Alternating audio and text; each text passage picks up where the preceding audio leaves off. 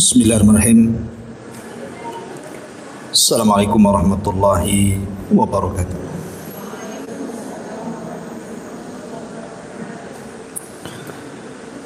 Bismillah wassalatu wassalamu ala rasulillah wa ala alihi wa sahbihi wa mawalah wa la hawla wa la quwata illa billahi wa ba'du. Alhamdulillah, segala puja dan puji hanya milik Allah subhanahu wa ta'ala. Salawat dan juga salam kita hadiahkan kepada Rasul kita Nabi besar Muhammad sallallahu alaihi wa ala alihi wasallam. Pembahasan di pagi hari ini, insyaallah kita akan membahas seputar renungan kematian. Dan ini pembahasan seputar alam barzah, dari mulai kematian,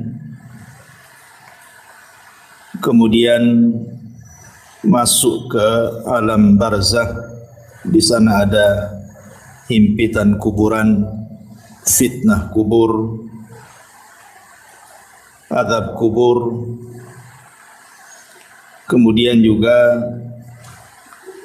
apa saja yang bisa menyelamatkan kita dari azab kubur, kemudian amal-amal apa saja yang bermanfaat bagi si mayat, dan begitu seterusnya. Ma'asyiral muslimat yang dimuliakan Allah subhanahu wa ta'ala, Allah subhanahu wa ta'ala berfirman, kullu nafsin dha'iqatul maut. Setiap jiwa itu pasti mengalami kematian. Siapapun manusianya,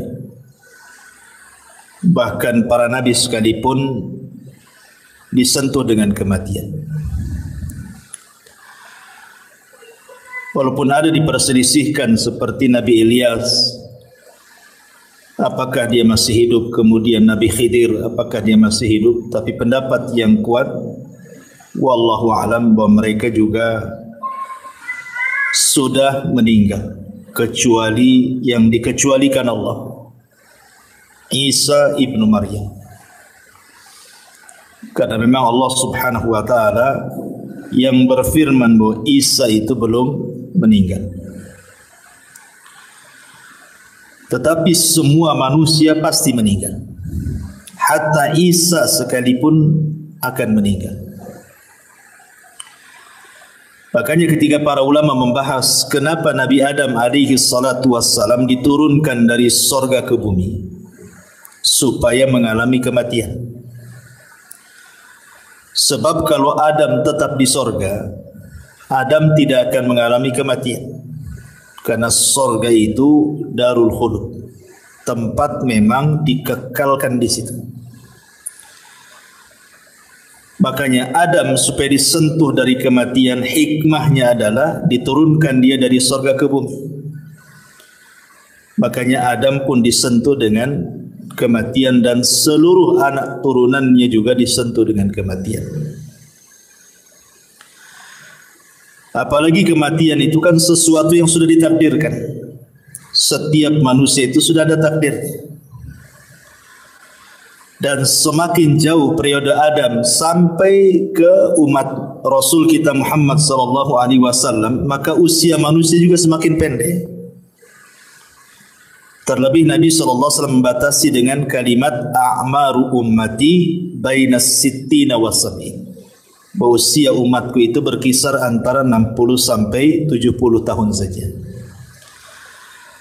Artinya sedikit sekali yang melewati 70 tahun. Rata-rata manusia itu 70 tahun ke bawah pasti sudah meninggal. Makanya hati-hati nih kalau sudah 50, 60, ya siap-siap aja ya. Karena Rasul membatasi masalahnya. Kalaupun lewat, maka patut disyukuri. Karena Nabi SAW mengatakan sebaik-baik manusia itu yang panjang umurnya dan baik amalannya. Maka kalau dilewatkan 70 tahun berarti harus dijaga amalannya. Bicara tentang kematian, kita tahu bahwa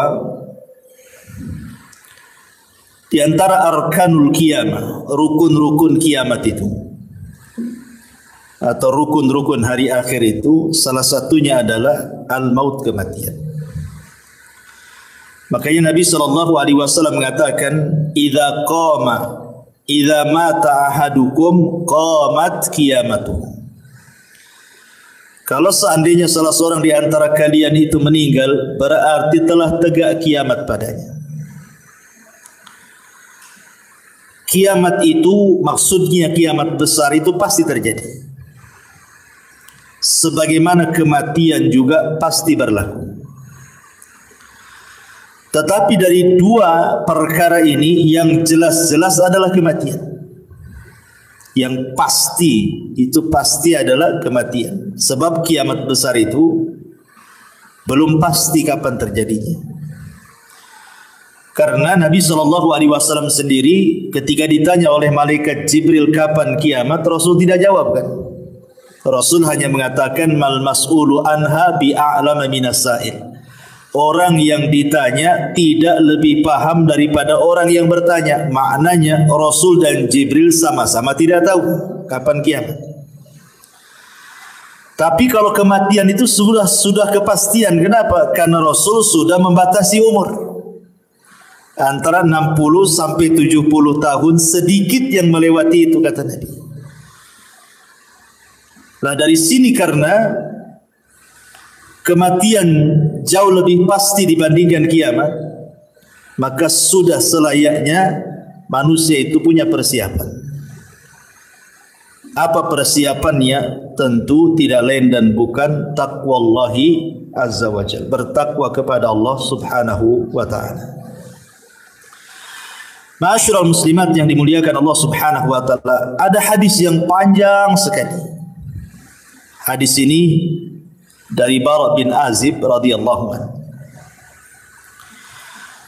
Jadi suatu ketika Nabi SAW itu bersama para sahabat sedang hendak menguburkan salah satu jenazah. Tetapi ketika itu yang menggali lubang belum selesai menggali lahat, sehingga Rasul saat-saat menanti penggalian lahat itu, Rasul mengumpulkan para sahabatnya kemudian berceramah seputar dicabutnya ruh mukmin dan kafir. Lah Nabi SAW kemudian menjelaskan, adapun ruhnya seorang mukmin, kata Nabi SAW, maka akan dicabut dimulai dari jari jemari kaki dan juga tangan. Jadi ruh itu tercabut dari jari jemari dulu, kemudian naik ke atas sampai kemudian di tenggorokan. Lah apabila ruh itu sudah berkumpul di tenggorokan, maknanya ruh tidak mungkin dikembalikan. Kalau ruh sudah sampai di tenggorokan, ruh tidak mungkin dikembalikan lagi ke badan. Inilah isyarat firman Allah subhanahu wa ta'ala, hatta idza balagatit taraqi wa qila man rabb. Hatta idza balagatit taraq, sampai ketika ruh itu di tenggorokan, maka Allah katakan apa? Wa qila man rabb. Siapa yang bisa meruqyah dia? Maksudnya mengembalikan ruh ke dalam jasadnya gitu. Tidak ada. Dari sini Rasul mengatakan bahwa tobat seorang hamba tertutup dan tidak ada guna apabila ruh sudah sampai di tenggorokan. Kata Nabi SAW, innallaha yakbalu taubata abdin ma lam yugharghir. Allah itu masih menerima tobatnya seorang hamba sebelum ruh berada di tenggorokan. Kenapa demikian? Karena tadi ruh tidak bisa dikembalikan. Makanya ada dua waktu tobat itu diterima. Pertama, ruh belum mengumpul di tenggorokan. Yang kedua, matahari belum terbit dari arah barat. Kalau dua perkara belum terjadi, maka ada kesempatan tobat. Tapi kalau dua waktu sudah terjadi, maka tobat tertutup. Kemudian Nabi SAW mengatakan, apabila ruh dicabut itu tabi'ahul basar. Jadi pandangan kita mengikuti. Ruh itu kan keluar dari mulut kita. Kemudian keluar, nanti mata ini mengikuti ruh tercabut. Makanya setiap orang yang meninggal pasti melotot matanya. Karena mengikuti pandangannya. Maka disunahkan ditutup supaya tidak mengenakuti orang. Lah disitulah Allah Subhanahu wa taala mengutus malakul maut dan rusulul maut. Jadi ada dua malaikat. Pertama malakul maut yang memang tugasnya hanya mencabut nyawa. Dan malakul maut itu bukan satu malaikat seperti Jibril, satu malaikat kan, Mikail satu malaikat, Israfil satu malaikat. Malakul maut ini jumlahnya banyak. Karena setiap hari yang mati itu kan bukan satu orang. Satu dunia ini bisa ratusan bahkan ribuan kalau terjadi bencana seperti kemarin di Turki kan. Itu bisa ribuan dalam satu hari. Kemudian yang kedua ada namanya rusulul maut. Seperti Allah Subhanahu wa taala mengatakan tawaffathum rusuluna. Maka Allah Subhanahu wa taala mewafatkan mereka dengan mengutus rasul-rasul kami. Lalu apa tugasnya rasul-rasul maut itu? Malaikat-malaikat utusan kematian itu. Ada yang menyiapkan kain kapan dari sorga. Kalau dia ruhnya seorang mukmin. Ada yang menyiapkan hanut. Hanut itu maksudnya minyak wangi. Dan ada tugasnya membisikkan di telinga orang yang sedang sakaratul maut. Sebagaimana Allah Subhanahu wa taala berfirman di dalam Al-Qur'anul Karim surah Ibrahim ayat atau surah Fussilat ayat 30. Allah mengatakan innal ladzina qalu rabbuna Allah thumma istaqamu tatanazzalu alaihimul malaikatu alla takhafu wa la tahzanu wa abshiru bil jannati allati kuntum tu'adun. Orang-orang yang mengatakan Rabb kami Allah kemudian mereka istiqamah, maka turun padanya para malaikat saat menjelang wafatnya. Kemudian membisikkan di telinganya, jangan takut, jangan sedih, berbahagialah.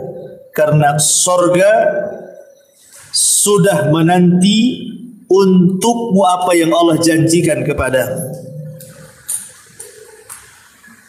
Dalam ayat yang lain surah An-Nahl 31-32 Allah mengatakan yaquluna salamun alaikum udkhulul jannata bima kuntum ta'malun.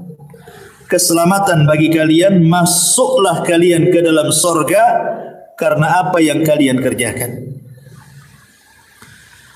Makanya kemudian Nabi SAW mempermisalkan saking lembutnya malaikat pencabut nyawa.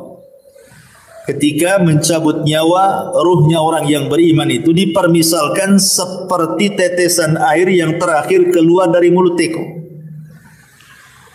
Makanya sering saya istilahkan kan Bu, kalau ada ibu punya teko diisi air yang banyak, kemudian kita tuang, otomatis deras sekali itu, karena masih banyak airnya. Tapi kalau isi teko itu tinggal satu tetes, kemudian kita tuangkan seperti ini, tentu yang satu tetes itu akan mengalir dengan pelan, karena tinggal satu tetes masalahnya. Pelan sampai masuk di moncong teko, kemudian netes di ujung teko kan. Lah Rasul sallallahu alaihi wasallam mempermisalkan seperti itulah lembutnya ruh seorang mukmin ketika dicabut. Seperti tetesan yang terakhir.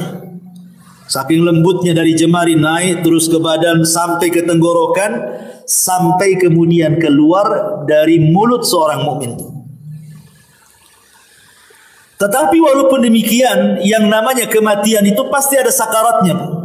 Setiap kematian itu pasti ada keperitannya, ada rasa sakit. Dan itu dialami Nabi SAW. Kalau Nabi saja mengalami, apalagi kita. Nabi yang mengatakan wa inna lil mauti la sakarat. Rupanya dalam kematian itu ada sakaratnya, ada rasa sakitnya. Yang terkadang tidak ada yang tahu rasa sakit itu kecuali Allah Subhanahu wa taala. Tetapi tentu rasa sakit yang diterima oleh seorang mukmin saat detik akhir wafat dia boleh jadi itu adalah penggugur dosa yang terakhir. Boleh jadi rasa sakit yang dialami di dia itu adalah penggugur dosa terakhir dia. Artinya sebuah kebaikan, bukan sebuah keburukan. Tapi rasa sakit yang dialami orang kafir, munafik, fasik boleh jadi awal azab bagi dia. Terkadang kita bisa melihat ada orang koma itu berbulan-bulan disiksa oleh Allah Azza wa Jalla karena dosanya kan itu. Tapi ada orang mati itu rasanya enak nengoknya gitu. Senyum, bisa mengucapkan kalimat la ilaha illallah, tahu-tahu sedang sujud meninggal, tahu-tahu sedang ibadah meninggal, tahu-tahu baca Quran pula dia meninggal kan. Macam-macam orang meninggal. Tapi yang jelas bahwa ketika tugas malaikat maut hanya mencabut ruh itu saja selesai, maka yang bertugas selanjutnya adalah siapa? Rusulul maut. Diletakkan ruhnya di kain kafan dari sorga, kemudian dibaluri minyak wangi dari sorga, kemudian dibalut, yang subhanallah dijelaskan dalam hadis itu bau minyak wangi dari sorga itu membumbung sampai ke langit, sehingga semua para malaikat di langit itu bertanya, itu ruhnya siapa itu? Maka malaikat yang bertugas membawa ruh ini naik ke langit akan menyebutkan nama terbaik yang disukai dia ketika di dunia. Ruhnya fulan ibnu fulan. Makanya penting orang punya nama baik itu. Maka ketika ruh itu naik ke langit, disinilah Allah Subhanahu wa taala memberikan kemuliaan kepada ruhnya seorang mukmin dengan menyuruh para malaikat penjaga langit itu untuk membuka pintunya. Karena langit itu kan punya pintu. Jadi naik ke langit pertama dibuka pintunya, naik ke langit kedua dibuka pintunya, ketiga, keempat, sampai ketujuh, sampai melewati langit ketujuh. Entah sampai mana wallahu alam, tidak dijelaskan, tapi yang jelas kemudian Allah Subhanahu wa taala berfirman kepada ruhnya seorang mukmin ini, letakkan kembali ruh kepada jasadnya, kemudian naikkan catatannya fil illiyin. Artinya ruhnya seorang mukmin itu akan berjumpa dengan Allah. Dan perjumpaan kita dengan Allah itu di 4 tempat kan sudah saya jelaskan. 2 di dunia dan 2 di akhirat. 2 di dunia, yang pertama saat solat. Itulah saat perjumpaan kita dengan Allah. Sebenarnya saat solat itu adalah saat perjumpaan kita dengan Allah. Karena Allah yang mengatakan, wa innaha lakabiratun illa 'alal khashiin. Solat itu berat kecuali bagi orang-orang yang khusyuk. Kemudian Allah tafsirkan dalam Al-Quran siapa orang-orang yang khusyuk itu? Alladzina yadhunnuna annahum mulaqu rabbihim. Orang-orang yang yakin bahwa mereka sedang berjumpa dengan Allah. Kemudian yang kedua, ini saat sakaratul maut itu.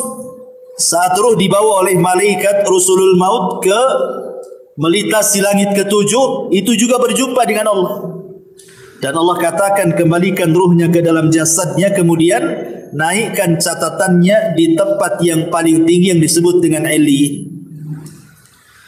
Kemudian 2 nanti kelak pada hari kiamat, ketika Allah Subhanahu wa taala menggiring manusia sesuai dengan sesembahannya. Jadi Allah akan mengumpulkan manusia itu sesuai dengan sesembahannya. Yang nyembah sapi di sana, yang nyembah ular di sana, yang nyembah batu di sana. Jadi manusia itu akan dikumpulkan bersama sesembahannya. Ketika semua manusia dikumpulkan bersama sesembahannya, disitulah Allah Subhanahu wa taala akan menampakkan siapa yang menyembah kepada dirinya.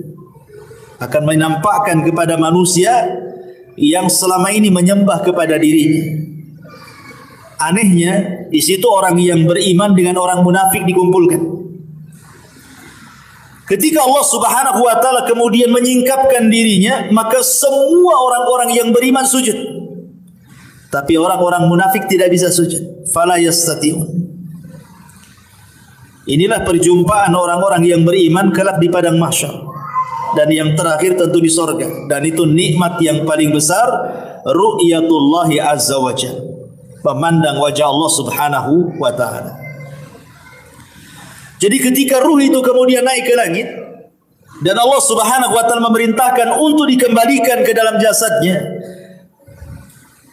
Kapan itu peristiwa ini? Ketika manusia sibuk sedang fardu kifayah. Jadi ketika mayat meninggal, ruh diangkat itu kan orang-orang sibuk tuh. Ada yang memandikan, ya kan? Ada yang mengkafankan, ada yang menyolatkan. Jadi mayat itu sendiri yang sudah tidak ada ruh itu sibuk sedang di fardu kifayahkan, sementara ruh itu punya kesibukan sendiri gitu maksudnya. Baru setelah kemudian selesai menyolatkan, kemudian ruh ini dimasukkan ke dalam jasadnya dimasukkan ke dalam keranda, kemudian menuju kuburan, ya kan? Maka ruh ini kemudian masuk di situ. Kalau ruhnya orang-orang yang beriman, maka akan bicara, qaddimuni qaddimuni, segerakan aku katanya. Jadi ketika berada di atas kendaraan itu, keranda itu, maka ruhnya orang yang beriman itu yang masuk ke dalam jasadnya, dia akan bicara. Tapi tidak ada yang mendengar. Ya, walaupun mungkin suaminya, istrinya, ayahnya, anaknya, nggak ada yang mendengar. Walaupun dia teriak-teriak qaddimuni qaddimuni gitu. Segerakan aku. Tapi kalau ruhnya orang kafir, ruhnya orang munafik, ruhnya orang-orang fasik, dia akan berteriak-teriak. Celaka kalian, celaka kalian. Ya wailaha aina tadhhabun. Celaka kalian, mau dibawa kemana aku ini gitu. Ini kalau ruhnya orang jahat. Mereka akan mengatakan ya wailaha aina tadhhabuna biha. Hendak dibawa kemana aku ini? Subhanallah. Kata Nabi SAW, yasma'u sautuha atau yasma'u sautaha kullu syai'in. Segala sesuatu mendengar teriakannya illal ins, kecuali manusia. Manusia tidak mendengar.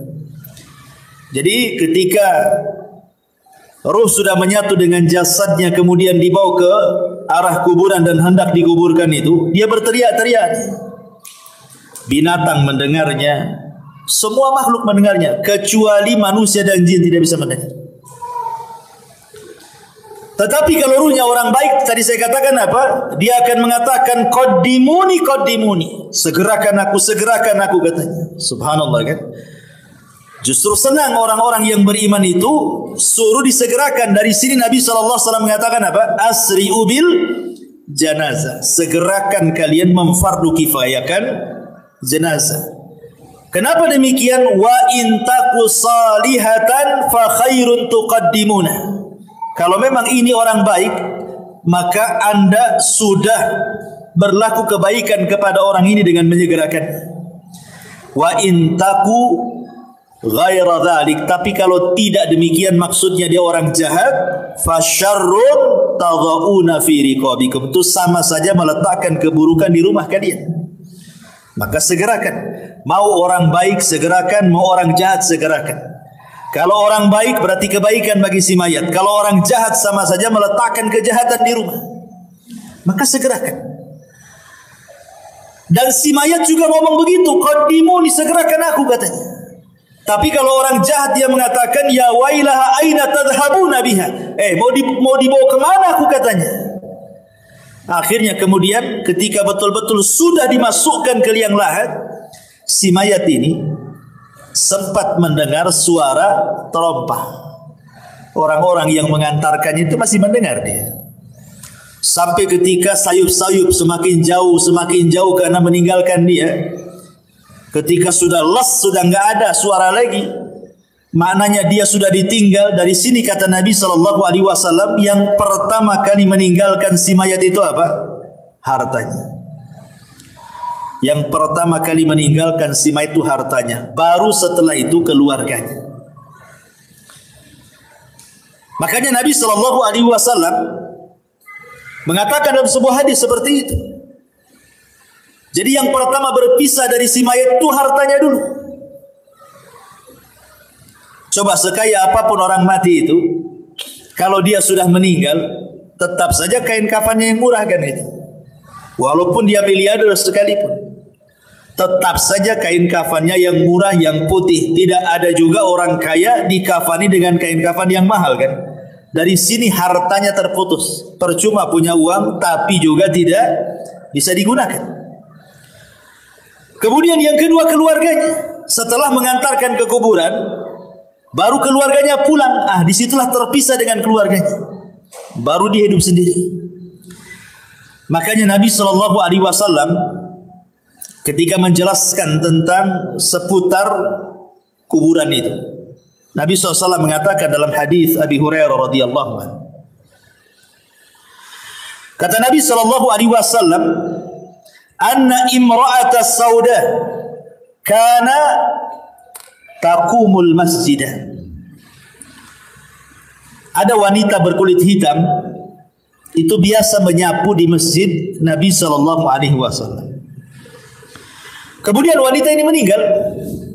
Nabi SAW tidak diberitahu, kata Rasul, "Afala kuntum azantumuni?" Kenapa kalian tidak menghabarkan kematian wanita itu, katanya. Maka Rasul mengatakan, "Dulluni ala qabriha." Kalau begitu tunjukkan di mana kuburannya. Kemudian Nabi SAW setelah ditunjukkan kuburannya, apa kata Rasul? "Inna hadhil qubur mamlu'atun zulmatun ala ahliha wa inna Allah azza wa jal yunawwiruha lahum bisalati alaihim." Kata Nabi SAW, sesungguhnya kuburan-kuburan ini dipenuhi dengan kegelapan-kegelapan bagi para penghuninya. Dan sesungguhnya Allah Subhanahu wa taala menyinarinya bagi mereka dengan salatku terhadap mereka. Dari sini kita tahu bahwa orang masuk kuburan itu gelap. Sangat gelap gitu ya. Karena Rasul yang mengatakan bahwa kuburan-kuburan ini penuh dengan kegelapan. Bukan hanya penuh dengan kegelapan, Bu ya, tapi penuh dengan ketakutan. Dan itu disebutkan dari Hani radhiyallahu an, budaknya Utsman ibn Affan radhiyallahu an.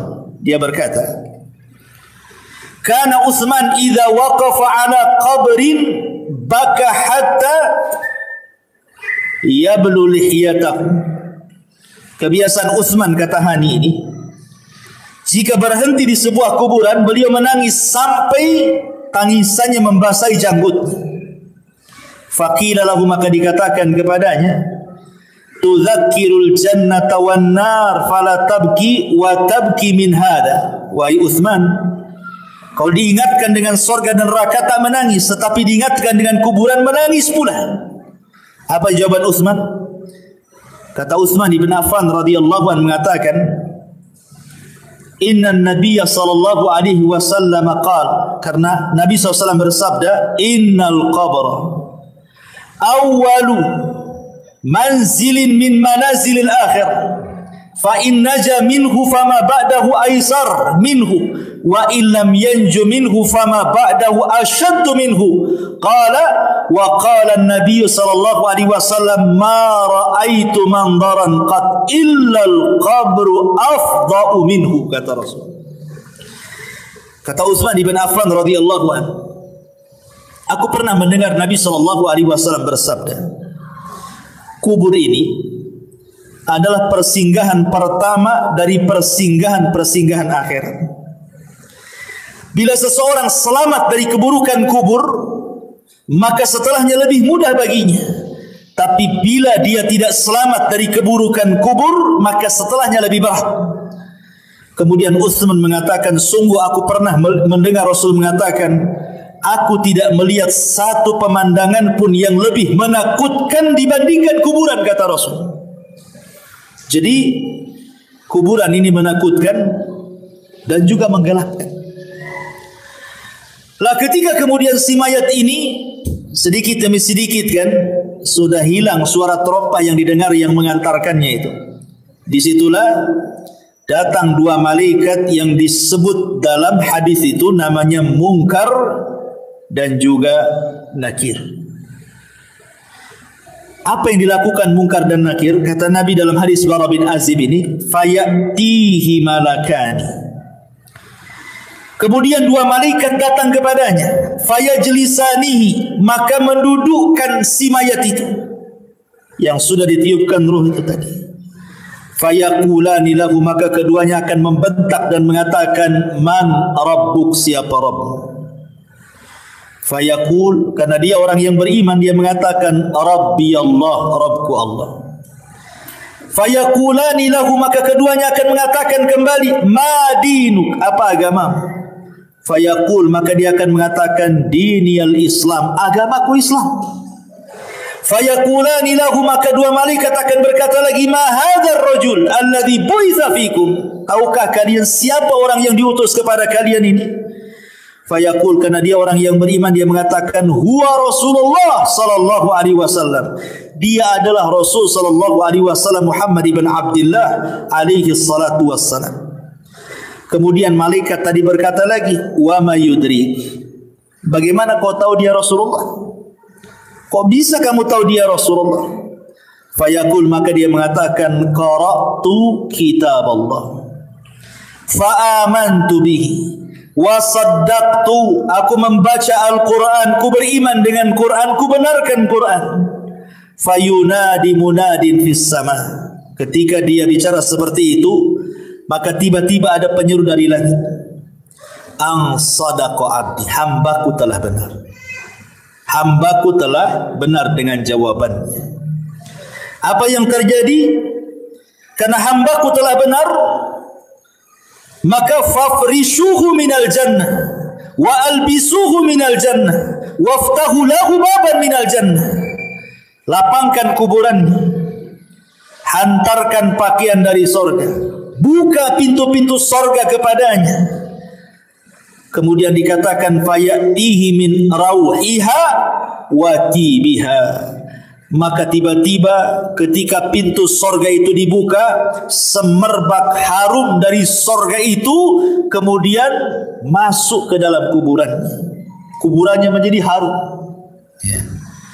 Kemudian ketika itu, wa yufsahu lahu fi qabrihi madda basarihi, tiba-tiba kuburannya diluaskan sejauh mata memandang.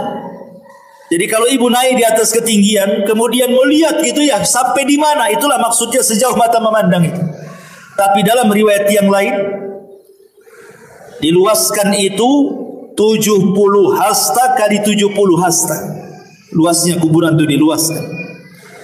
Tentu ini alam gaib ya, bukan Bu? Karena sehebat apapun alat dunia, anggaplah dipasang CCTV sekalipun, ya tetap saja segitu. Coba saja taruh CCTV, pantaulah itu di CCTV itu. Apakah dia menyempit ataukah melebar, ya tetap saja segitu kan. Artinya bahwa alam kubur ini bagian daripada alam gaib. Kenapa kita tidak tahu dan kita tidak bisa memprediksi kan bahwa kuburan ini meluas atau menyempit? Karena antara alam dunia dan alam kubur itu ada namanya barzah. Maka disebut alam barzah. Barzah itu tembok penghalang antara alam dunia dan alam kubur itu. Makanya Allah mengatakan dalam Al-Quran itu bahwa di situ terdapat barzakhun ila yaumil yub'atsu. Ada barzah pemisah antara dunia dan alam kubur sampai hari dibangkitkan. Ma'asyiral muslimat yang dimuliakan Allah Subhanahu wa taala, apa yang terjadi setelahnya? Setelah kuburannya diluaskan sejauh mata memandang, subhanallah, wa ya'tihi rajulun hasanul wajhi. tiba-tiba datang seseorang, indah pakaiannya, hasanul thiyab, indah wajahnya, hasanul wajhi, indah wajahnya, hasanul thiyab, indah pakaiannya, tayyibur rihi, sangat harum baunya. Fayaqul, dan dia mengatakan, abshir billadhi yasurruka hadha yaumuka alladhi kunta tu'ad. Kemudian orang ini mengatakan, berbahagialah. Berbahagialah katanya, dengan apa yang menyenangkan dirimu. Inilah hari yang engkau tunggu selama ini katanya. Kemudian dia mengatakan, si mayat ini, man anta, siapa kamu? Fawajhukal wajhu yaji'u bil khairi, aku lihat wajahmu mendatangkan kebaikan. Siapa kamu ini, sudah berbuat baik menemani aku di kuburan ini gitu ya. Fayaqul, maka dia mengatakan, ana amalukas saleh, sayalah amal saleh.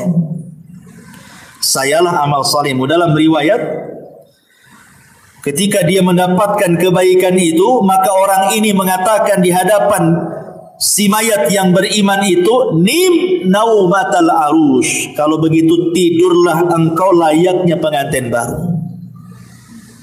Jadi disuruh tidur. Sehingga ketika dia tidur, dia mimpi dengan mimpi yang indah. Itulah disebut nikmat kubur. Ya. Mimpi sangat indah sekali. Sehingga tanpa kemudian disadar, tahu-tahu kiamat pula dibangkitkan. Ketika kiamat dibangkitkan itulah, maka orang yang baik ini kemudian memberitahu bahwa Israfil akan meniupkan sangkakalanya. Kemudian orang ini mengatakan, siapa kamu ini sebenarnya? Maka orang baik ini mengatakan, ana amalukas saleh, sayalah amal salehmu. Maksudnya, sayalah salatmu, sayalah puasamu, sayalah zakatmu, sayalah silaturahimmu, sayalah ibadahmu. Jadi ibadah itu akan menemui kita di kuburan. Sebagaimana kita akan menjumpai Allah Subhanahu wa ta'ala di 4 tempat yang saya jelaskan, kita juga akan menjumpai amal soleh kita di 4 tempat juga sama. 2 di dunia, 2 di akhirat kan itu ya. Adapun di dunia kita bisa rasakan amal soleh kita kan. Ibu kalau hari-hari ngaji seperti ini kan tambah itu kan iman kita itu rasanya. Rasanya itu mau ibadah itu semangat. Itu artinya kita mendapatkan amal soleh kita di dunia itu ada pengaruhnya. Sebagaimana orang maksiat kan ada pengaruhnya bukan? Futur, malas gitu ya kan. Maka amal soleh juga kita bisa dapati gitu ya, dengan semangatnya kita beribadah. Karena iman dalam definisi ahli sunnah itu yazidu bi ta'ah, bertambah karena ketaatan. Kita bisa rasakan itu. Kemudian yang kedua, di sini dalam kuburan ini kita akan mendapatkan amal soleh kita dalam wujud manusia. Sehingga ketika ditanya, siapa engkau ini? Wajahmu kok wajah yang baik sekali. Maka dia akan mengatakan, ana amalukas soleh, saya amal soleh. Artinya kita akan mendapatkan amal soleh kita kan di kuburan ini dalam bentuk manusia yang akan menemani kita sepanjang kita di kuburan kita. Sehingga sebagian para ulama ketika membahas apakah orang-orang yang dikubur itu bisa merasakan perjalanan waktu, sama dengan kayak ibu kita sekarang kan bisa kita merasakan perjalanan waktu kan Bu ya. Pagi aktivitasnya apa, siang aktivitasnya apa, sore apa, malam apa, besok pagi lagi kan bisa kita merasakan aktivitas waktu itu berjalan kan itu ya. Ya, hari, minggu, bulan, tahun kita bisa merasakan. Pertanyaannya, apakah orang-orang yang dikubur juga merasakan ada aktivitas waktu sehari-hari? Pagi, siang, sore, malam, ke pagi lagi, siang, sore, malam, ke pagi lagi, gitu ya. Sementara orang-orang yang dikubur itu kan ada yang sudah lama kan. Kalau yang meninggal di zaman Rasul kan sudah 14 abad berarti kan. Sudah 14 abad sampai sekarang nggak dikiamat-kiamatkan. Atau yang sebelum Nabi umpamanya, tentu lebih lama lagi orang itu di kuburan itu. Apakah mereka akan merasakan bimururil waktu, kata ulama, dengan berjalannya waktu itu? Maka ulama membagi dua, kata ulama, memerinci.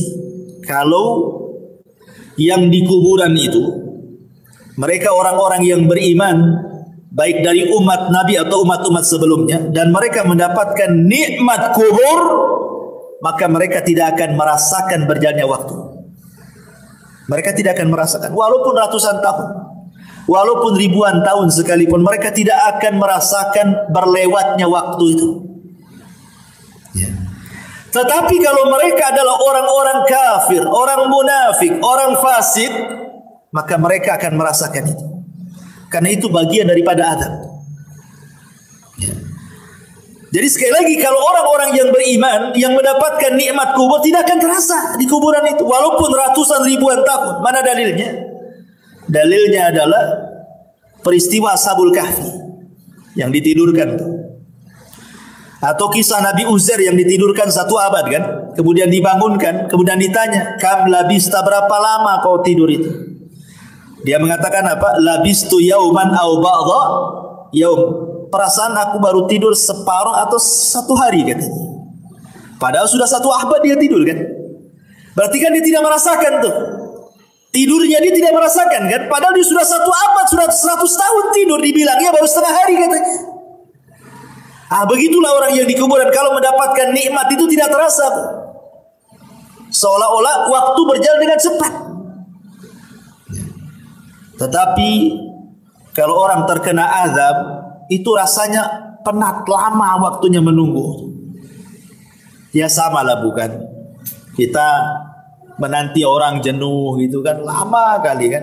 Rasa mau balik saja, nggak datang-datang, ditengok tak nampak lagi, ditengok tak nampak. Ya dah, saya tinggal aja lah. Kan ada kejenuhan tuh. Ya. Tapi kalau asik Bu ya, ibu pengantin baru dengan suami kan, nongkrong tuh di taman, tahu-tahu maghrib, ya kan namanya orang nikmat, nggak pandang, kok tahu-tahu maghrib katanya gitu. Nah, jadi dari sini di dunia ini kita bisa rasakan dalam kondisi nikmat dengan dalam kondisi tidak nikmat kan itu. Lah dikubur kurang lebih seperti itu. Ya. Tetapi apakah kemudian orang-orang yang dikubur juga akan merasakan layaknya kita juga perasa gitu kalau ibu lagi sedih? Karena ada perasaan tersiksa jiwa ini kan. Atau ada masalah rasanya rungsep kehidupan ini kan. Apakah juga orang-orang di kuburan akan merasakan seperti itu? Iya, mereka juga akan merasakan. Kapan itu? Apabila ditangisi orang yang ada di atas. Kalau orang yang di atas itu melakukan niyaha. Niyaha itu meratap kepada orang yang ada di kuburan itu. Maka orang yang ada di kuburan itu merasa diazab. Maksud diazab itu bukan azab fisik, bukan, tapi azab jiwa. Jiwanya itu sedih, tersiksa. Ya. Makanya kenapa Nabi SAW melarang tidak boleh seseorang itu melakukan niyaha kan? Karena mayat itu yu'adzab, akan diazab kata Nabi SAW biniyahatil hayyi, karena niyahahnya meratapnya orang yang hidup kepada orang si mayat akan diazab. Maksudnya bukan azab fisik, tetapi dia tersiksa, hatinya tersiksa gitu, karena sebab tangisan orang-orang yang di atas. Makanya dilarang. Niyah itu termasuk dosa besar. Nabi SAW sampai mengatakan, kalau orang yang meratap itu tidak bertobat, kata Rasul, maka dia akan dibangkitkan kelak pada hari kiamat dengan dipakaikan pakaian dari ya, dari besi panas dulu yang timah panas, kemudian dari baju yang gatal, yang nggak bisa dicopot, gatal saja. Ya naudzubillah. Jadi mereka pun akan merasakan apa namanya ya, bahasa kitanya rusep tuh ya, hatinya itu nggak tenang disebabkan tangisan orang-orang yang di atas kuburan. Makanya tidak boleh kalau ada orang yang meninggal, ikhlaskan saja. Kalau menangis, menangislah sebagai tangisan rahmat karena kesedihan, bukan karena menolak takdir kan. Karena ada orang yang menangis itu karena menolak takdir kan Bu ya, meraung-raung, nanti kalau anak-anak besar jadi apa, kamu sudah nggak ada, semacam kan itu. Ya nanti Allah yang menentukan takdirnya, bukan si bapak yang sudah meninggal kan itu ya. Jadi itu yang tidak boleh, karena niyah itu seolah-olah tidak terima dengan takdir. Guling-guling, nangis-nangis, robek-robek, pukul-pukul, pangkas-pangkas rambut dan begitu seterusnya. Baik. Intinya bahwa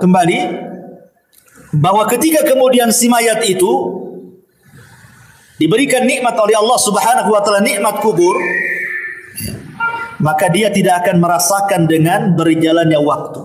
Waktu itu akan panjang, tahu-tahu sudah dikiamatkan.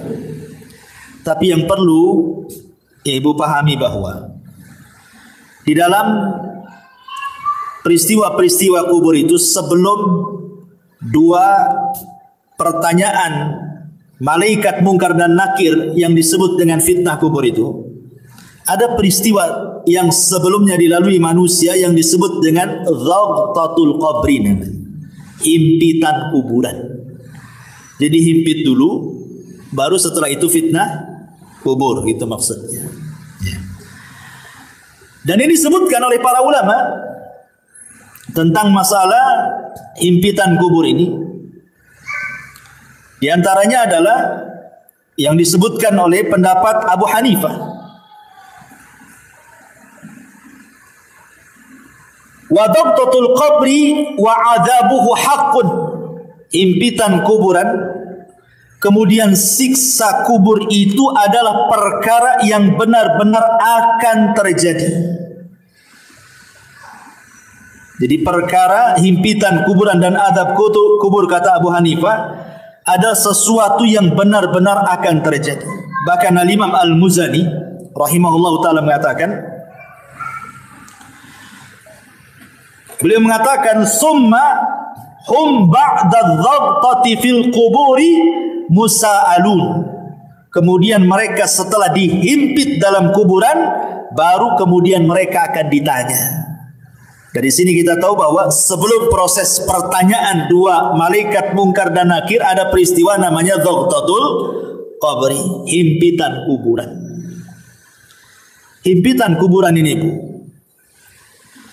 itu sangat menyakitkan bagi si mayat, karena ketika ruh itu sudah menyatu dengan jasadnya, kemudian tanah itu menyempit sampai meretakkan semua tulang dan persendian.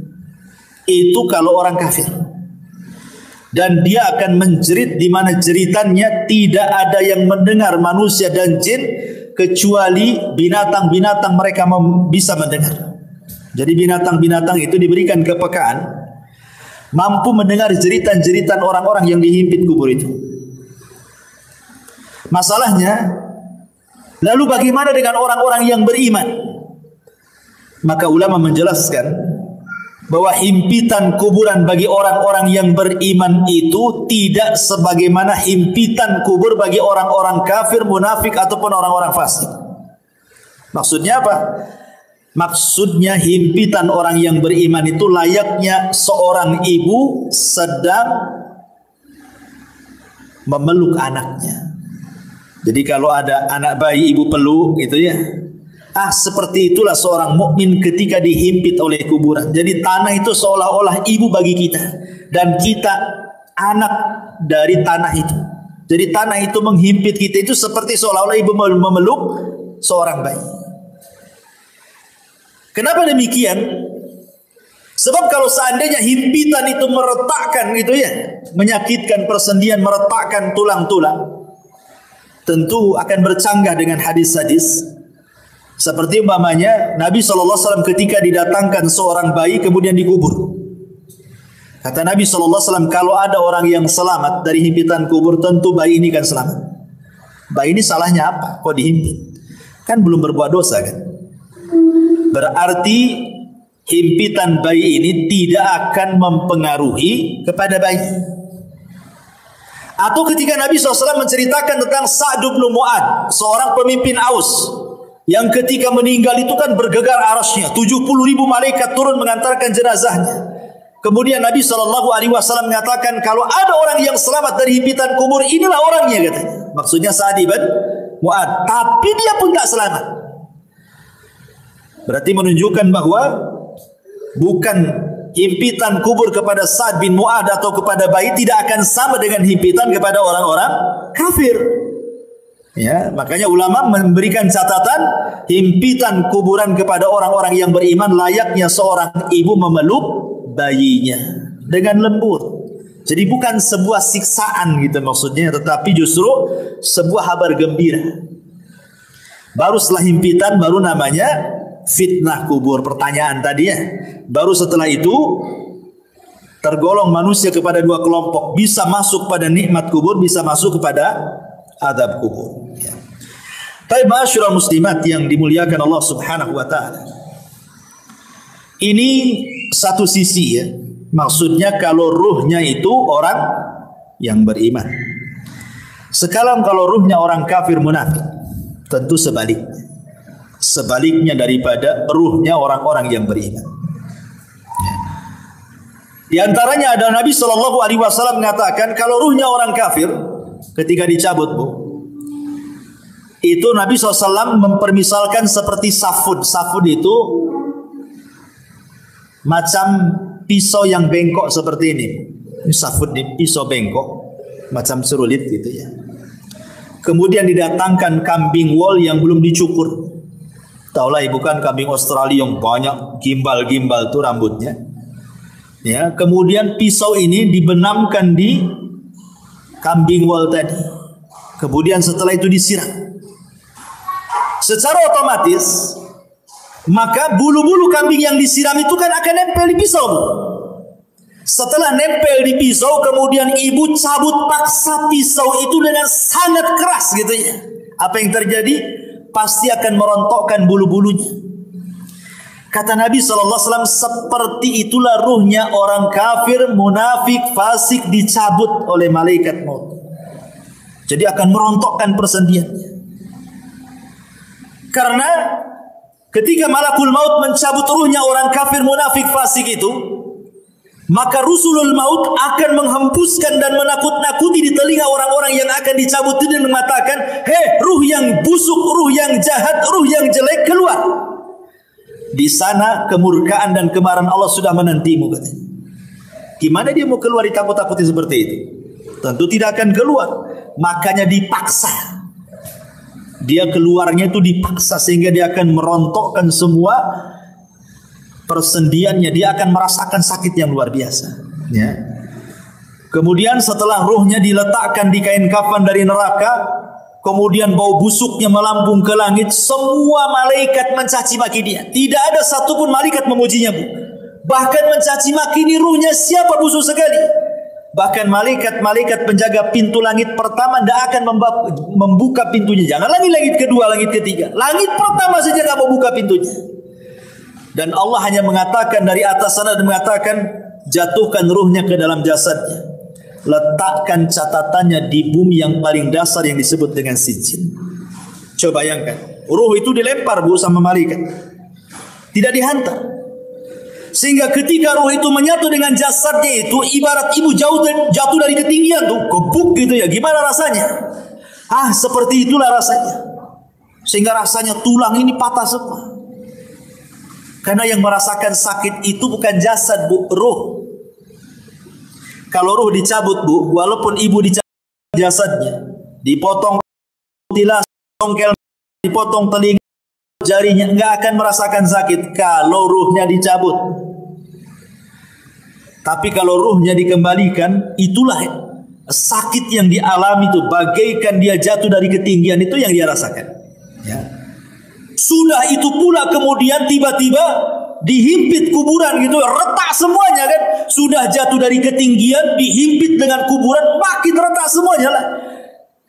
Sedang dia merasakan sakit, tiba-tiba dibentak pula malaikat Munkar dan Nakir. Kayak apa tuh coba? Siapa Rabb? Siapa Nabimu? Ya. Siapa agamamu? Ya, gak bisa jawablah dia. Dia aja masih merasakan sakit yang luar biasa. Ya. Makanya ma'asyiral muslimat yang dimuliakan Allah Azza wa Jalla, maka dia akan terus menjerit-jerit dalam kuburannya. Manusia dan jin tidak akan mendengarnya kecuali hewan-hewan atau binatang-binatang yang Allah takdirkan mampu mendengarnya. Ma'asyiral muslimat yang dimuliakan, dan begitu seterusnya. Dan Allah Subhanahu wa taala ketika dia tidak sanggup menjawab, apa kata Allah? Angkadzaba 'abdi, hambaku telah berdusta. Bukakan pintu neraka, hempaskan panasnya. Lah disitulah dia akan mengalami yang disebut dengan azab kubur. Ya. Ini sekilas tentang kematian, fitnah, himpitan, azab dan juga nikmat kubur. Baik. Kita masuk pada pembahasan berikutnya. Ma'asyiral muslimat yang dimuliakan Allah Subhanahu wa taala. Kalau kita sudah tahu dan kita yakin dan percaya di sana ada nikmat dan azab kubur, lalu apa saja hal-hal yang bisa kita ini terhindar dari itu semua? Apa caranya supaya kita bisa terhindar dari azab kubur itu? Karena begini Bu, dalam sebuah hadis tentang Nabi Shallallahu Alaihi Wasallam. Jadi suatu malam Nabi Shallallahu Alaihi Wasallam itu pernah bermimpi Bu. Dalam mimpinya datang dua malaikat kemudian membawa dia, dan mimpinya Nabi itu wahyu. Lain dengan mimpi kita. Dibawa ke sebuah tempat. Ya. Kemudian disitulah rupanya diperlihatkan tentang azab-azab yang luar biasa. Sampai Rasul heran, kenapa mereka? Azab apa yang mereka lakukan gitu ya? Apa di antara yang Rasul lihat? Dan ulama sepakat bahwa hadis ini bicara tentang azab kubur, bukan azab neraka. Di antaranya Nabi Shallallahu Alaihi Wasallam melihat ada orang yang dipecahkan dengan batu kan? Dipecahkan dengan batu. Kemudian setelah dipecahkan nih, kemudian malaikat yang memecahkan kepala pergi hendak mencari batu lain. Kemudian datang lagi, sudah utuh lagi, dipecahkan lagi. Kemudian sudah pecah, dia pergi lagi cari batu lagi yang baru, datang lagi, rupanya kembali lagi ke asing itu saja. Jadi Rasul mengatakan, mahadan, ini siksaannya apa nih orang ini kok ngeri kali gitu.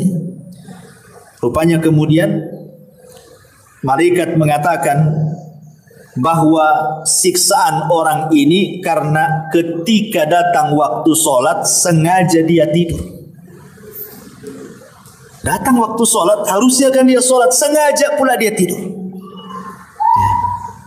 Kemudian yang kedua, ada lagi orang itu digambarkan oleh Nabi Shallallahu Alaihi Wasallam. Subhanallah. Orang ini kakinya di atas, di bawah. Kemudian di sampingnya ada orang bawa pisau bengkok. Kemudian dimasuk mulutnya, kemudian sampai tengkuknya. Kemudian setelah itu dimasukkan di lubang hidungnya sampai tengkuknya. Setelah hidung ke tengkuk, dari mulut ke tengkuk, kemudian dia mau mengambil sebelah kirinya. Ketika diambil sebelah kirinya, sebelah kanannya sudah kembali lagi. Kemudian dirobek di mulut sampai ke tengkuk, hidung sampai ke tengkuk. Ketika pindah ke sebelah kanan, balik lagi ke semula gitu. Asing gitu saja. Sehingga Rasul mengatakan, kenapa orang ini? Maka kemudian malaikat ini mengatakan, karena ketika di dunia ini dia suka berdusta sampai dustanya itu membumbung ke ufuk katanya. Maksudnya apa dusta membumbung ke ufuk itu Bu? Maksudnya dusta membumbung ke ufuk itu maksudnya dustanya itu sampai menyebar kemana-mana. Dahulu orang berdusta menyebar itu kan sulit Bu. Pamannya kita mau berdusta untuk menyebar di satu puskopkar ini agak sulit karena kan dari mulut ke mulut. Tapi kalau sekarang ini kita nulis di medsos saja sebuah berita hoax, itu sudah menyebarkan satu dunia bukan? Jadi hadis ini baru dipahami oleh para ulama, rupanya inilah yang dimaksud orang berdusta sampai membumbung ke ufuk itu. Sekali nulis kemudian langsung di-share, bukan hanya satu grup, satu dunia tahu. Inilah maksudnya berdusta membumbung ke ufuk itu. Naudzubillah, sekarang loh hari-hari orang berdusta semua orang lihat. Ya, maaf saya minum.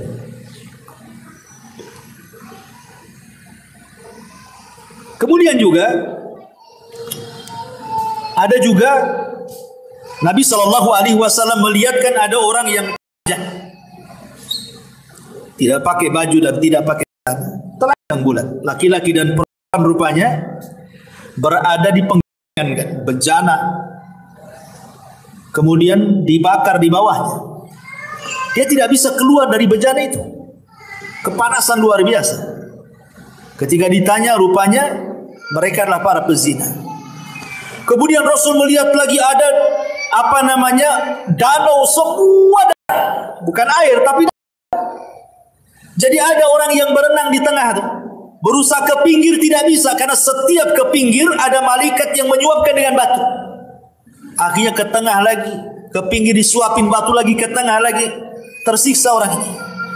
Ketika ditanya, rupanya mereka adalah para pemakan riba. Ya. Kemudian juga ada separuh jasadnya bagus, separuhnya jelek. Jadi jasad kesininya cantik, kesininya busuk gitu ya. Ada dua wajah gitu ya, dua badan, satunya jelek, satunya bagus gitu ya. Ketika kemudian ditanya siapa mereka, mereka lah yang mencampur adukan antara amal saleh dengan perbuatan jahat, mencampur adukan yang hak dengan yang batil.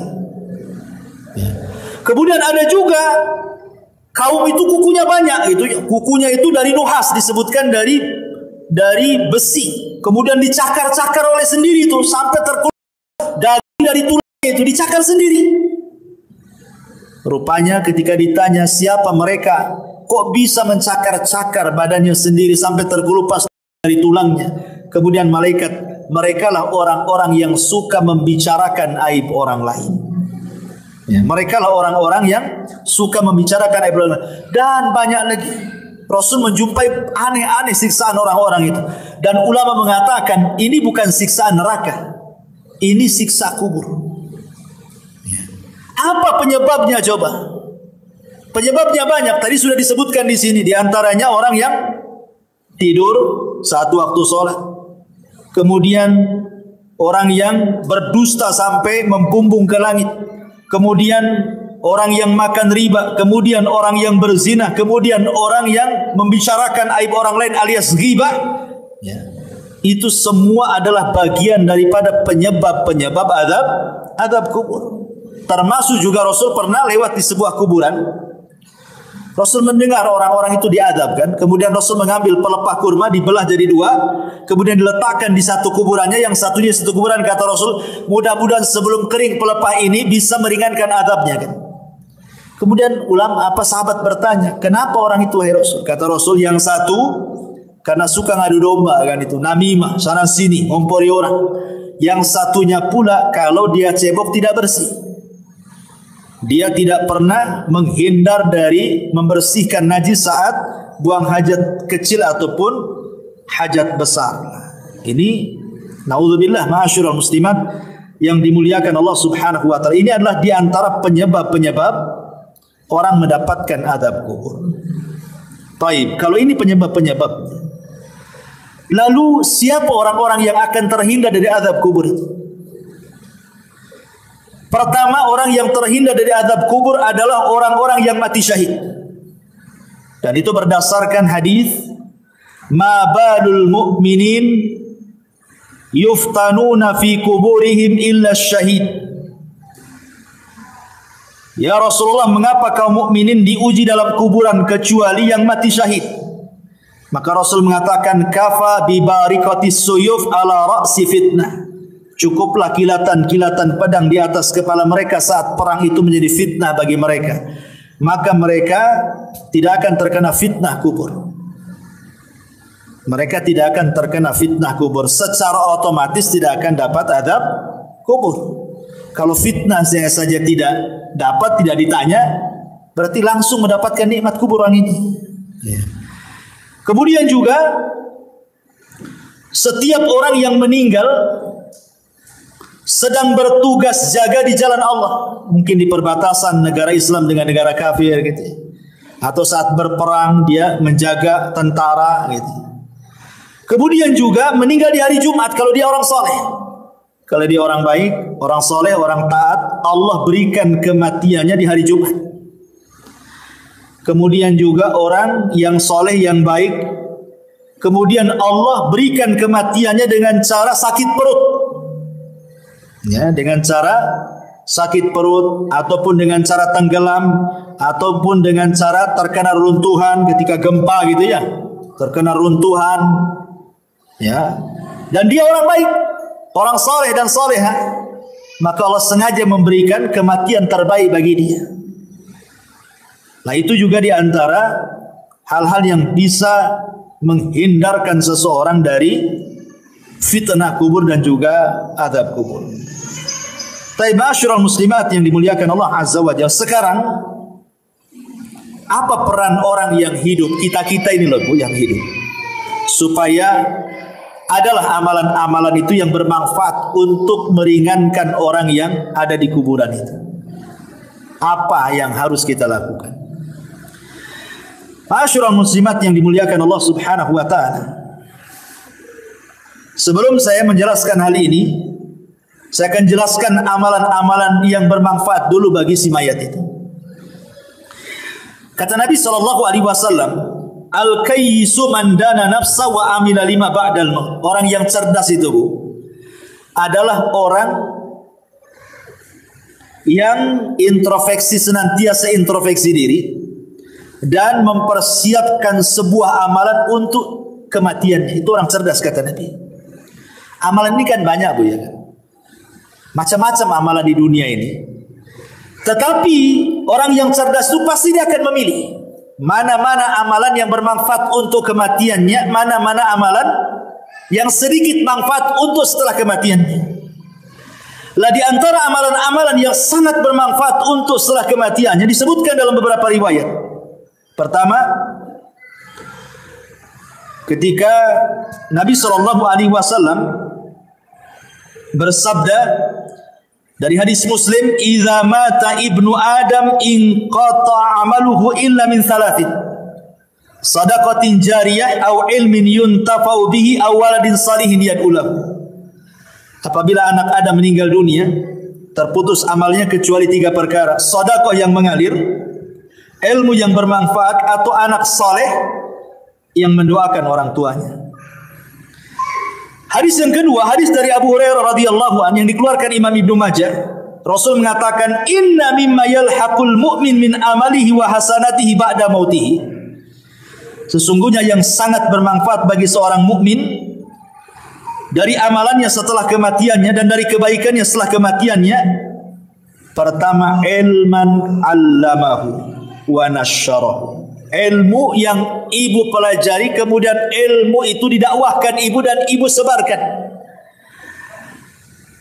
Sekarang kan mudah menyebarkan ilmu kan, di tangan ibu kan ada handphone nih, pamannya sekarang ngaji, ibu rangkum, kemudian ibu tulis, kemudian ibu share di grup-grup, kan sama dengan menyebarkan ilmu. Daripada ilmu selfie nggak jelas kan, bagus kita nyebarkan ilmu gitu ya, jelas manfaatnya setelah kematian. Wa waladan salihan tarakahu, atau anak saleh yang ibu didik. Ibu didik sehingga anak ini menjadi anak yang saleh. Tidak mesti anak sendiri, entah anak saudaranya, entah anak orang, ibu ambil angkat, ibu didik sampai dia paham agama, kemudian ibu meninggal dan dia mendoakan, maka itu sangat bermanfaat. Wa mushafan warathahu, atau ibu mau wakaf mushaf.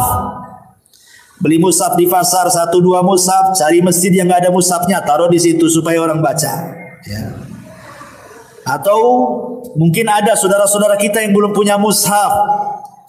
Ya, ibu bisa datang ke orang-orang yang nggak punya mushaf, ibu belikan mushaf, ibu kasih dia supaya baca.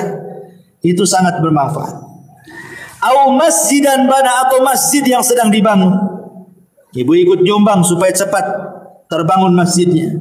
Au baitan libnis sabil bana, atau ibu sengaja buat kos-kosan 5 pintu, yang 2 dikontrakan, yang 3 sengaja bagi orang-orang yang tamu-tamu yang dari jauh yang cari pekerjaan gitu ya. Nah, kasihlah kontrak tanpa bayar, sebulan gratis, 2 bulan gratis, 3 bulan gratis, sampai dia punya pekerjaan umpamanya kan. Alhamdulillah ya. Ataupun nahron ajrah, ataupun mungkin ada masjid, ada pesantren, ada masyarakat butuh air. Nah, ibu danai buat sumur bor atau beli air atau apa. Aw sadaqatan akhrajaha min malihi fi sihhatihi wa hayatihi, atau ibu sedekah ketika ibu sehat. Ketika ibu masih hidup ibu bersedekah. Yalhaquhu min ba'di mauti, itu bisa sampai setelah kematiannya. Ini amalan yang bermanfaat bagi si mayat. Kemudian juga hadis yang ketiga, hadis Jarir ibn Abdillah al-Bajali. Rasul mengatakan, man sanna sunnatan hasanatan, barang siapa yang berikan contoh terbaik, kemudian diikuti orang, kemudian diikuti lagi orang lain, akhirnya banyak mengikuti, maka dia akan mendapatkan pahala, dan pahala orang mengikutinya sampai pun dia sudah meninggal akan mengalir terus gitu. Ini juga memberikan contoh yang terbaik kepada orang lain. Termasuk juga adalah hadis juga, amalan yang paling baik selain daripada itu adalah doa, haji, umroh, dan begitu seterusnya. Ya. Ini diantara amalan-amalan ya. Lalu kita yang hidup, umpamanya ayah kita meninggal, ibu kita meninggal, suami atau istri atau siapalah dari orang yang kita cintai meninggal, bagaimana cara membahagiakan mereka? Para ulama mengatakan yang paling mudah membahagiakan orang yang ada di kubur itu doa. Itu yang paling mudah. Kalau ibu ingin membahagiakan orang tua yang sudah meninggal, ibu yang sudah meninggal, bapak yang sudah meninggal, kita ingin membahagiakan mereka, maka ibu terus berdoa sejak dia meninggal sampai hari ini, walaupun mungkin berpuluh-puluh tahun. Berdoalah dengan 3 kata. Apa itu? Allahumma gfir lahu, ya Allah ampuni dosanya. Maka dia sangat bahagia kalau ibu ngomong begitu. Yang kedua, Allahumma arhamhu, ya Allah kasihi dia, rahmati dia. Itu sangat bahagia kalau dia mendengarnya. Yang ketiga, Allahumma tsabithu, ya Allah tetapkan dia. Yusabbitullahu alladhina amanu bil qauli tsabit, ya Allah mantapkan jawabannya supaya jangan salah. Ya. Karena orang itu kan akan terus diazab oleh Allah Subhanahu wa taala. Kan kalau dia dapat azab kubur, naudzubillah. Kalau dia dapat nikmat kubur, alhamdulillah. Lah orang-orang yang diazab itu mereka juga menunggu-nunggu kita gitu ya, doa-doa kita itu. Karena itu bisa meringankan azab mereka. Dengan kita berdoa kepada Allah, ya Allah ampuni dosa dia, rahmati dosa dia, mantapkan dia ya Allah, berikan dia kemudahan di situ. Itu sangat bahagia si mayat itu. Bahagia sekali. Termasuk juga yang kedua setelah doa, sedekah. Sedekah itu membahagiakan orang mati. Ibu ada uang, nampak ada masjid, saya sedekah untuk orang mati. Nampak ada orang fakir miskin, anak yatim, sedekah untuk orang mati. Nampak ada orang yang perlu kita bantu, sedekah untuk orang mati. Dan begitu seterusnya. Itu sangat bahagia orang si mayat itu. Itu sebenarnya yang bisa membahagiakan orang yang sudah mati itu. Doa dan sedekah. Itu yang sudah jelas-jelas. Ya, adapun yang lain kan jadi perselisihan para ulama, seperti baca Quran itu jadi khilaf ulama. Nah, kita kan cari yang jelas-jelas saja, yang tidak ada khilaf ulamanya di situ. Ya. Jadi itu diantara hal-hal yang bermanfaat bagi si mayat. Yang paling penting adalah doa dan juga sedekah. Dan ingat, jangan sampai niyah. Itu akan menyakiti hati dia. Jangan sampai niyah, meratap. Makanya kenapa dalam Islam itu wanita dilarang sering-sering datang kuburan kan? Bahkan Rasul mengatakan la'anallah zawarat, dalam riwayat zuwarat al-kubur. Allah melaknat wanita-wanita yang suka ziarah kubur. Maksudnya suka ziarah kubur ini karena bahasanya pakai siagul mubalaghah. Zuwarat atau zawarat itu menggunakan siag al-mubalaghah, artinya yang sering-sering. Boleh sekali-kali tapi jangan sering-sering. Karena sering-sering ziarah kubur itu akan menggugah sehingga orang itu takut meratap. Ya, meratap itulah yang tidak boleh. Makanya cukuplah para wanita ini berdoalah dalam solat-solat, dalam sujud, terutama dalam sujud ya. Itu yang paling efektif dalam sujud, karena kedekatan kita dengan Allah itu saat sujud. Minta saat sujud, minta saat sepertiga malam. Itu sangat bahagia orang-orang yang ada di kuburan dengan doa-doa kita kepada mereka, dan itu yang dinanti-nanti. Nah, ini juga di antara hal-hal yang berkaitan dengan hal-hal yang bisa membahagiakan mereka. Wallahu alam, saya kira cukup, sudah hampir setengah 12. Taib, sebelum saya tutup, kalau ada yang bertanya silakan. Iya. Ya, apakah termasuk juga orang yang beriman ataukah di luar orang beriman gitu ya? Kalau kita melihat hadis-hadis tentang masalah larangan niyah, itu umum. Ya, sangat umum. Seperti Nabi SAW mengatakan, isnatani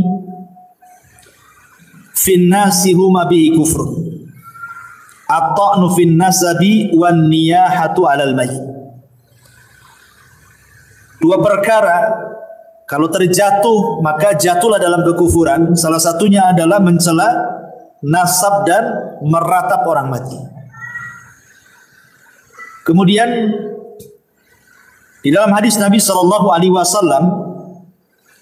mengatakan bahwa sebab di antara azab kubur itu, maksudnya si mayat itu merasa tersiksa dengan azab itu adalah biniyahatil hayy, karena ratapan orang yang hidup.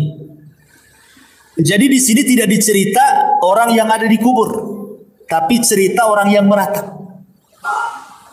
Berarti siapapun orang yang dikubur, apakah dia orang soleh, apakah dia orang baik, kalau diratapi gitu ya, maka dia akan tersiksa hatinya. Ingat, tersiksa hatinya, bukan tersiksa badannya ya.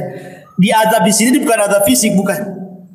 Tapi merasa sedih dia di dalam kuburannya. Kenapa kok saya walaupun sudah mendapatkan nikmat kubur, kok diratapi? Saya sudah senang di sini. Sehingga dia akan merasa sedih juga gitu, si mayat yang ada di dalam kuburan itu. Makanya dilarang. Kenapa kemudian Nabi menganggap niyah itu sebagai dosa besar? Karena menyiksa hatinya orang yang sudah meninggal, walaupun dia orang baik. Ya, walaupun dia orang baik, ibunya soleh, bapaknya ibunya soleha, bapaknya soleh, kemudian meninggal, anaknya pula toleh gitu ya, nggak jelas gitu, akhirnya meratap, maka kan tersiksa itu ibu bapaknya. Maksudnya tersiksa batinnya, sekali lagi ya, bukan jiwanya, bukan badannya disiksa, dan maksudnya batinnya tersiksa. Ya, jadi tidak ada ketenangan jadinya. Dia sudah tenang masih juga diganggu. Itu maksudnya. Wallahu a'lam. Waya. Tentu kalau dia mendapatkan nikmat kubur kemudian kita doakan, kita kirim, maka itu sebagai syafaat. Akan diangkat lagi derajatnya. Makanya ada seorang ibu, dijelaskan dalam sebuah hadis itu, dia tidak banyak beramal, tiba-tiba diangkat derajatnya. Kemudian dia mengatakan, ya Rabb, aku kan tidak banyak beramal, kenapa kau angkat derajatku? Apa kata Allah? Bistighfari waladaki, karena istighfar anakmu kepadamu, diangkat derajat. Kalau dia orang baik, makin diangkat derajatnya dengan pengaruh doa-doa anak-anak yang soleh semasa hidupnya. Maksudnya begitu. Ya, wallah. Ya, alhamdulillah. Kalau dia orang baik, kemudian anak-anaknya tidak baik, itu kan disebabkan karena apa dulu ya kan? Apakah orang tua ini sudah berusaha mendidik, tapi Allah takdirkan anak pula jadi fitnah, maka orang tua berlepas diri karena dia sudah mendidik. Pamannya dari kecil ibu sudah berusaha nyekolahkan di tempat yang baik, di pesantren, bawa guru ngaji, di rumahnya pun luar biasa. Setelah besar pula, tiba-tiba orang tua meninggal, anaknya pula terkena pergaulan bebas, jahat, akhirnya futur, tidak istiqomah, akhirnya tidak soleh kan? Maka orang tua ini tidak ada hubung kait dengan anaknya. Sebagaimana Nuh alaihi salatu wassalam ketika berusaha mengajak Kan'an naik ke atas perahu, ya bunayyar kam ma'ana, naik wahai anak. Tapi Kan'an tak mau. Akhirnya Allah mengatakan, sudah tinggalkan, innahu laisa min ahlik, dia bukan keluargamu lagi. Jadi kalau orang tua sudah berusaha mengarahkan, tapi anak pula yang berbelok, itu orang tua tidak bisa disalahkan. Artinya tidak akan menanggung dosa anak. Ya. Tapi kalau orang tua soleh sendiri membiarkan anaknya, gitu ya, maka dia akan kenal dosa anaknya.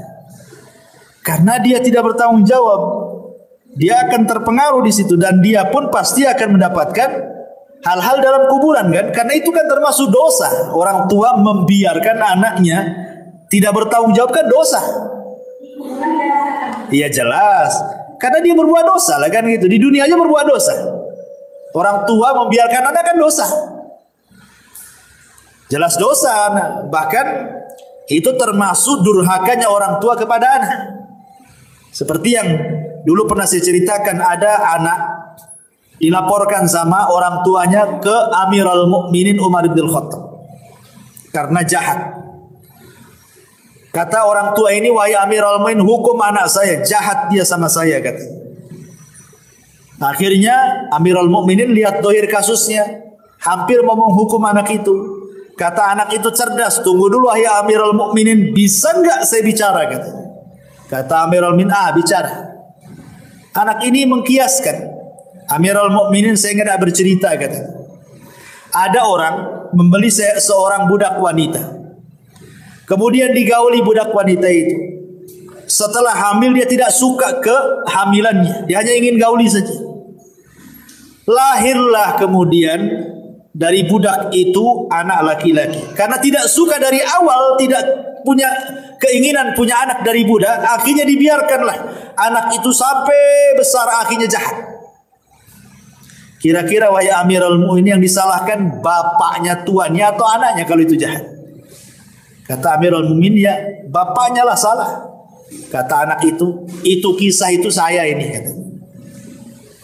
Maka Amirul Mukminin mengatakan, tutup kasus. Sebelum anakmu durhaka kepadamu, engkau sudah durhaka kepada anak. Kan gitu ceritanya. Ya, jadi tidak semua durhaka itu berasal dari anak ke orang tua. Orang tua pada anak pun bisa durhaka gitu maksudnya. Ketika tidak mendidik kan. Berarti kan dosa besar, dia melanggar karena tidak bertanggung jawab. Sementara Rasul mengatakan kullukum ra'in wa kullukum mas'ul. Kalian itu pemimpin dan akan ditanya setiap kepemimpinannya kan. Ya jelas pengaruh itu. Dosa anak itu akan terbawa kalau itu kesalahan orang tua. Ya, wallahu a'lam. Itu harta waris. Harta waris dibagi, dijual. Karena wasiat itu tidak boleh di atas kebatilan. Wasiat itu harus yang baik. Itu kan wasiat jangan dijual, kemudian meninggal. Nanti jadi ribut ahli warisnya. Ya kan? Wasiat itu yang baik. Kalau yang tidak baik kan tidak perlu ditaati. Kalau sampai kemudian cerai-berai gara-gara warisan, sebaiknya nggak apa-apa melanggar wasiat.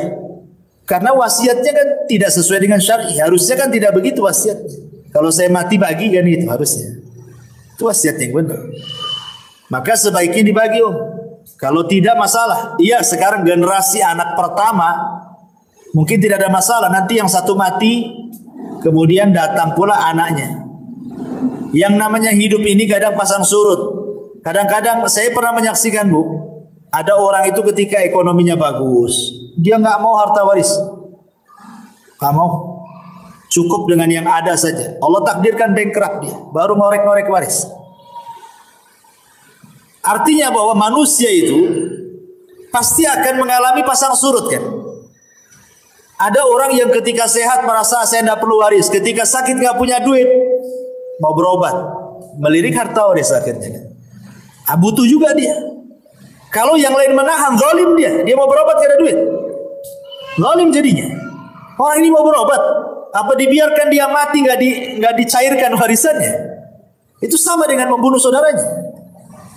Ya sebaiknya makanya kata Rasul itu cepat waris itu dibagi supaya satu bermanfaat bagi ahli waris untuk modal, untuk biaya perobatan, untuk pendidikan anak, atau manfaat bagi si mayat.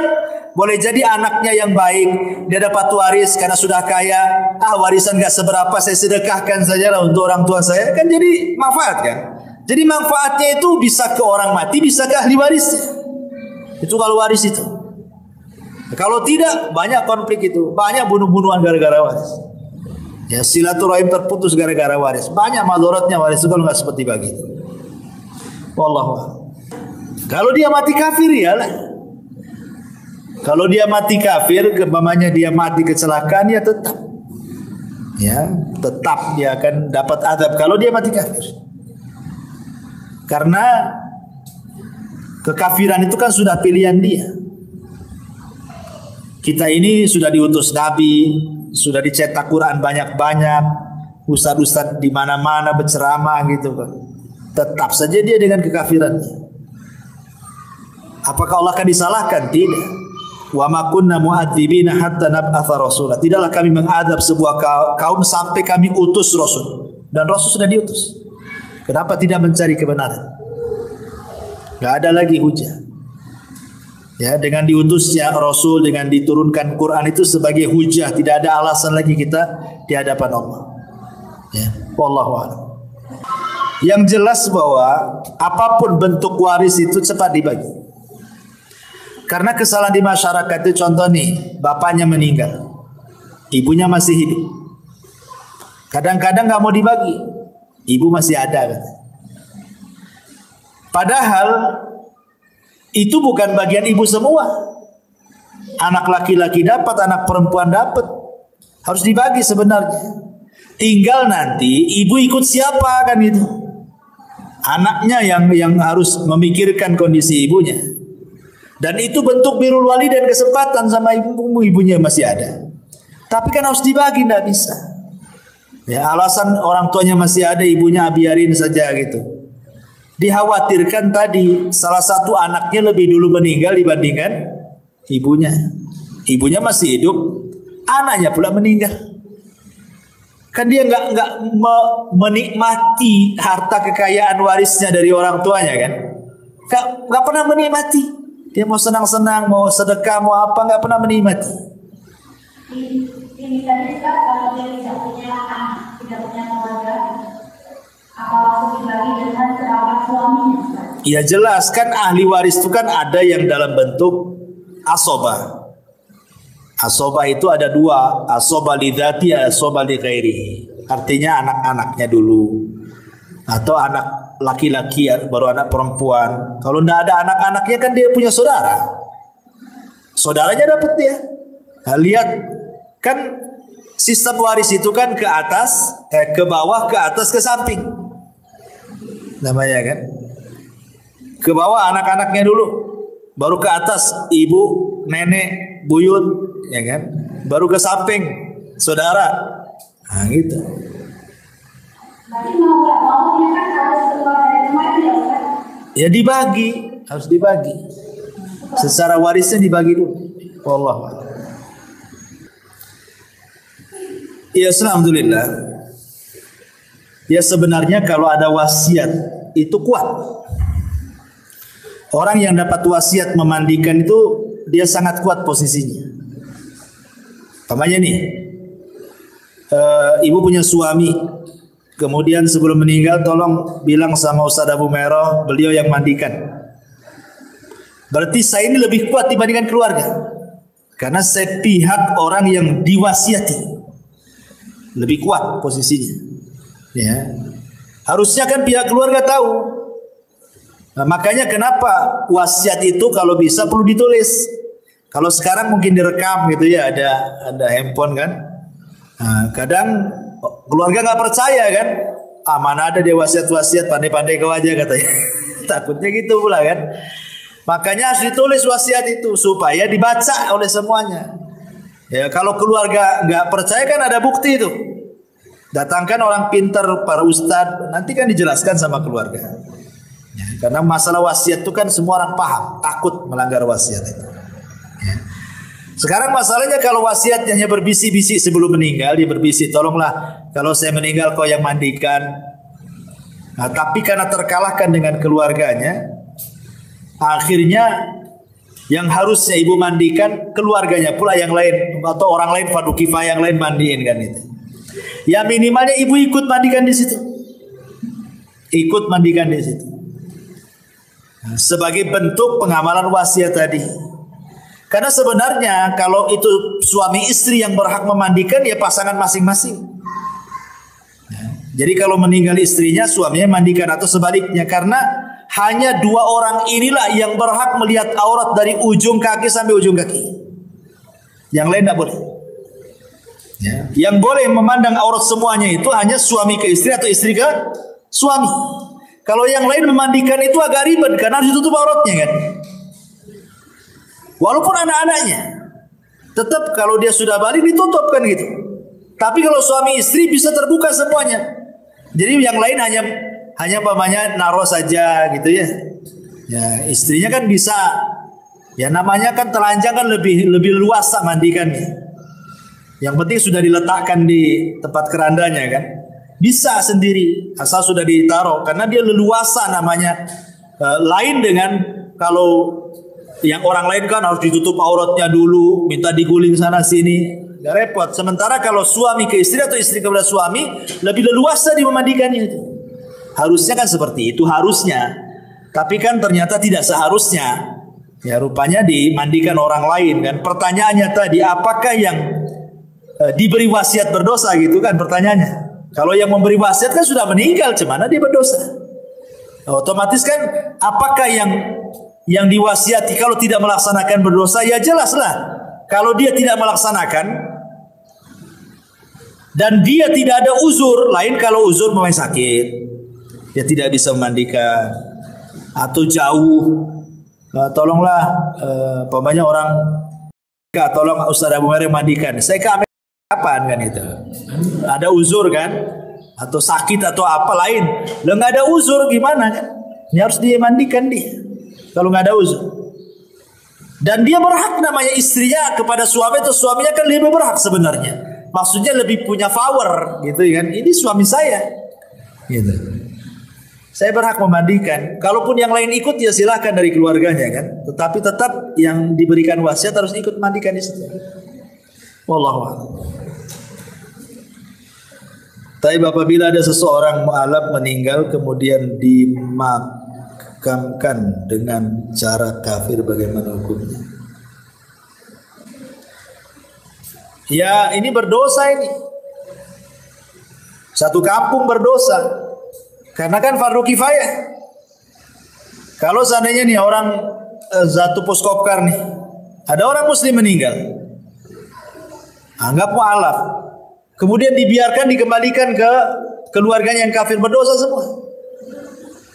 Kenapa? Karena fardu kifayah itu kalau ada yang melaksanakan sebagian gugur bagi yang lain. Tapi kalau seandainya tidak ada yang melaksanakan, berdosa semua. Ya. Kecuali kalau memang dari pihak keluarga maksa kan, ini anak saya, kalian yang nggak usah ikut-ikut kan. Sementara kita tidak punya pemerintah yang kuat menekan bahwa seorang muslim tidak boleh lagi dimandikan oleh keluarga yang kafir kan. Ya itu kan darurat namanya. Ya, tapi kalau kita biarkan jelas-jelas dia seorang muslim tidak dimandikan, berdosa semua. Karena fardu kifayah itu yang kalau sudah dilaksanakan sebagian berarti gugur bagi yang lain. Kalau tidak dilaksanakan berdosa semuanya. Alhamdulillah. Ya, wallahu a'lam. Ya saya kira cukup. Jam 12. Subhanallahi wa bihamdika asyhadu an la ilaha illa anta astaghfiruka wa atubu ilaik.